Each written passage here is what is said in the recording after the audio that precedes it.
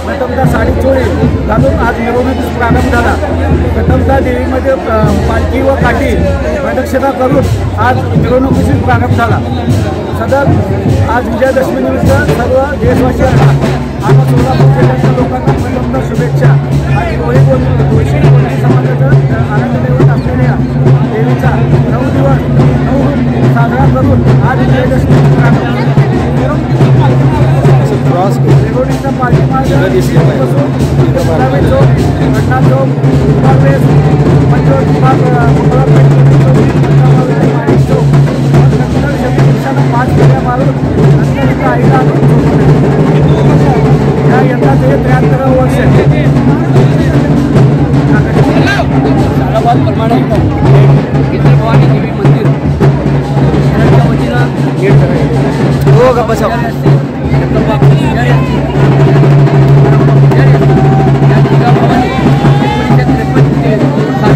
देवीची स्थापना केली। या स्थापनेमध्ये या समाजातील मुस्लिम समाजातील, मुस्लिम समाजातील, साई समाजातील, इतर आजूबाजूच्या समाजातील या समाजाने या 73 वर्षामध्ये देवीला अनेक मग्न मागून घेतलं, त्यांचं मग्न पूर्ण झालं। त्या पद्धतीने आईची सेवा करण्याचं भाग्य या आजूबाजूच्या लोकांना मिळालं आणि आम्हालाही सेवा करण्याची संधी पुजारी लोकांनाही मिळाली। सालाबादप्रमाणे विजयादशमी निमित्त आज देवीची काठी आणि पालखी आज सीमोल्लंघन खेळण्यासाठी पार्क मैदानात जात असताना या भागातील सर्व बंधू बहिणी नवस मागून घेतलेले आहेत। ते नवस त्या आईला पूर्ण करण्यासाठी, देवीचं मनोभावना पूर्ण करण्यासाठी, त्यांचं आयुष्याचं कल्याण होण्यासाठी, त्या आईचा आशीर्वाद घेण्यासाठी कोल्हापूर असेल, मुंबई असेल, पुणे असेल या भागातून तुळशी समाज असेल, गोंधळी समाज असेल, इतर समाज या भागातील सर्व आईला पावणारा समाज या भक्तिभावाने यासाठी सेवा करतो।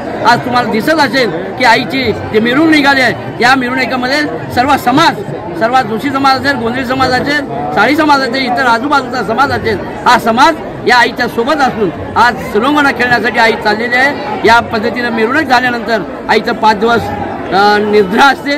नंतर पौर्णिमेचा कार्यक्रम मोठ्या प्रमाणात देवीच्या मंदिराभोवती असतो। त्याच दिवशी हाच कसा कार्यक्रम असतो त्याच पद्धतीचा कार्यक्रम पौर्णिमे दिवशी बी असतो। असं मी सर्व भक्ताच्या वतीनं, मी सर्व दसऱ्याच्या वतीनं मी सर्वांना शुभेच्छा देतो।